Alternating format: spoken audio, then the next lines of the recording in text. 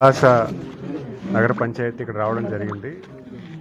ఇక్కడ 10th night సుమారు 9 గంటలకి ఇంచుమించుగా రాత్రి ఒక గొర్రెల కాపరి దానయ్య అనే వ్యక్తి అక్కడ గొర్రెలు వెనక్కి తోలుకుంటున్న టైంలో ఒక యాక్సిడెంట్ జరిగింది. ఆ యాక్సిడెంట్లో ఆ వ్యక్తి కోల్పోవడం జరిగింది. ఆ కుటుంబాన్ని కూడా పరామర్శించి రావడం జరిగింది. అయితే ప్రధానంగా కేసులో ఒక పోలీసు దర్యాప్తులో అక్కడ ఉన్నటువంటి పరిస్థితుల్లో సిద్ధార్థ్ అనే వ్యక్తి ఈ హత్య చేయొచ్చు, అదే ఈ యాక్సిడెంట్ చేసి ఉండొచ్చని ఒక భావంతో కేసు పెట్టడం జరిగింది. ఆ కేసులో వాళ్ళు స్టేషన్ బెయిల్ తీసుకుని వెళ్ళడం జరిగింది. అయితే తర్వాత వచ్చినటువంటి పరిస్థితుల్లో సిద్ధార్థ్ అనే వ్యక్తి కాదు, అది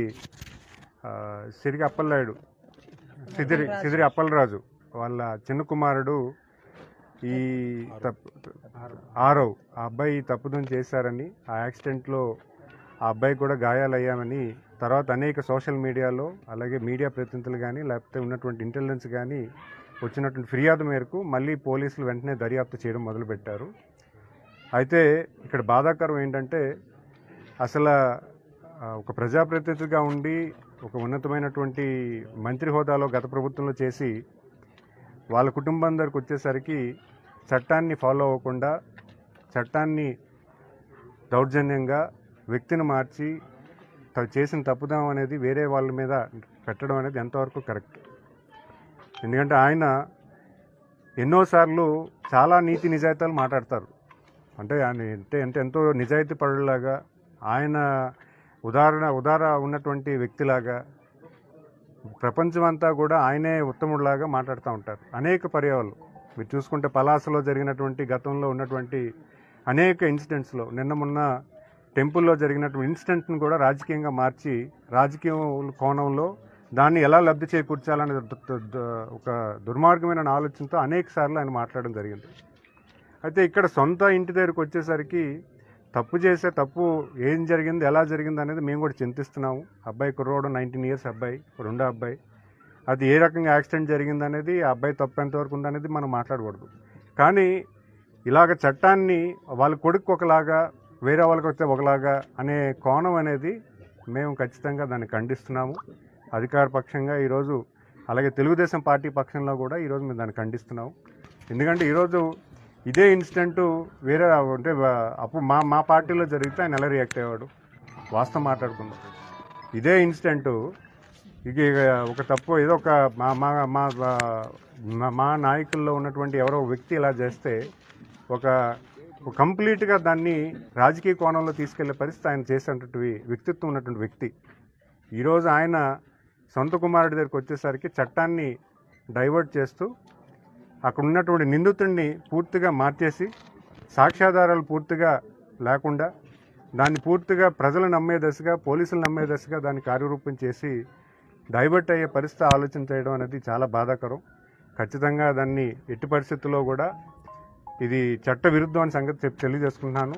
వాళ్ళ అబ్బాయి చేసిన యాక్సిడెంట్ ఒక తప్పుదం అయితే దాన్ని పూర్తిగా డైవర్ట్ చేసి నిందితుడిని మార్చడం అనేది చాలా పెద్ద తప్పు. చట్టాన్ని డైరెక్ట్ అంటే ఇండైరెక్ట్ డైవర్ట్స్ చేసినటువంటి పరిస్థితి మనందరికీ తెలుసు. దాంట్లో కూడా చట్టాలు ఉంటాయి. ఖచ్చితంగా ప్రభుత్వం దీని వెంటనే స్పందిస్తుంది. మరి ఆ కుటుంబం కూడా చాలా ఈరోజు చూశాను, చాలా బాధకుండా యాదవ్ కుటుంబ సభ్యులు వాళ్ళు నిజానికి చెప్పాలంటే చాలా పూర్ పీపుల్. ఈరోజు 45 సంవత్సరాలు ఉన్నాయి, వాళ్ళు 2 పిల్లలు ఉన్నారు. ఒకరు 3 సంవత్సరాలు, ఒకరు 1 సంవత్సరం పిల్లాడు. వాళ్ళు కూడా పనిచేసేటువంటి పరిస్థితులు కూడా చాలా బాధాకరం. ఎందుకంటే వేరే వాళ్ళు ఈ గొర్రెల మందని కాపలా కాయడానికి సంవత్సరానికి ₹1,00,000 ఇస్తున్నటువంటి ఆదాయం ఉన్నటువంటి కుటుంబం అది. ఆ కుటుంబంలో ఈ వ్యక్తి చనిపోవడం అనేది కూడా చాలా బాధాకరం. ఇప్పుడే ఆ కుటుంబ సభ్యుల్ని కలవడం జరిగింది.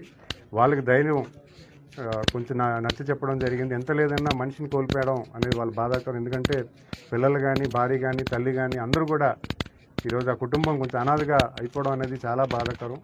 ఎందుకంటే ఈ పరిస్థితికి వెళ్ళడం అనేది ఒక ఎత్తు అయితే, కేసుని ఈ రకంగా డైవర్ట్ చేసి వాళ్ళ సొంత ఇంటికైతే ఒక న్యాయం, పలా ఇంటి అయితే ఒక న్యాయం లాగా ఇక్కడ వ్యవహరించడం అనేది ప్రజలెవరు కూడా ఆక్షేపించరు.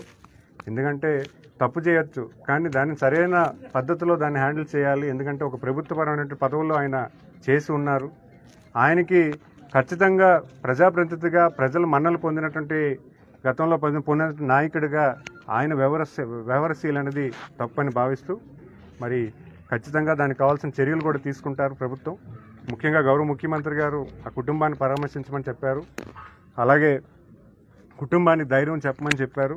మరి కుటుంబాన్ని ఆదుకోవడానికి కూడా ఈరోజు తెలుగుదేశం పార్టీ తరఫున ఒక 10 లక్షల రూపాయలు కూడా ఎక్స్చేంజ్ ఇవ్వడం జరుగుతుంది. ఎందుకంటే చాలా దయనీయ స్థితి.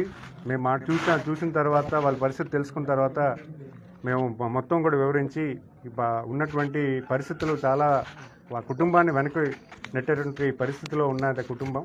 సో వాళ్ళకి న్యాయంగా ఖచ్చితంగా చేయాలి అనే ధోరణితో ఈరోజు తెలుగుదేశం పార్టీ అండగా ఉంటుంది. ఖచ్చితంగా మీరందరూ కూడా ఒకటే గమనించాలి, వైకాపా పార్టీ ఏ రకమైనటువంటి రాజకీయం చేస్తుందనే విషయాన్ని మనం గమనించాలి. ఎందుకంటే వైకాపా పార్టీలో అనేక తప్పులు వాళ్ళు చేసినా కూడా సమర్థించేటువంటి పరిస్థితి ఆ నాయకత్వంలో ఉంది. మనం చూసాము, గతంలో ఎమ్మెల్సీ వాళ్ళ డ్రైవర్ని పార్సల్ చేసి వాళ్ళ ఇంటికి ఇచ్చాడు అనంతబాబు. మరి ఈరోజు వాళ్ళ సొంత ఇంట్లో తప్పు చేస్తే సమర్థించే క్రమంలో ఈరోజు నిందితుడిని మార్చి కేసుని డైవర్ట్ చేసే పరిస్థితి ఈరోజు పలాసలో ఇక్కడ ఉన్నటువంటి ఎక్స్ మినిస్టర్ చేయడం అనేది కూడా మనం గమనించాలి. మరి అలాంటి పార్టీని ప్రజలు ఎవరూ కూడా ఆక్షేపించరని, అలాంటి నాయకత్వం ప్రోత్సహించే నాయకుడు ఎట్టి పరిస్థితుల్లో భవిష్యత్ కాలంలో ఫ్యూచర్ ఉండదన్న సంగతి తెలియజేసుకుంటూ మరి ఖచ్చితంగా కుటుంబానికి మేము అందరూ కూడా వెన్నుదండుగా ఉంటామని తెలియజేస్తాం.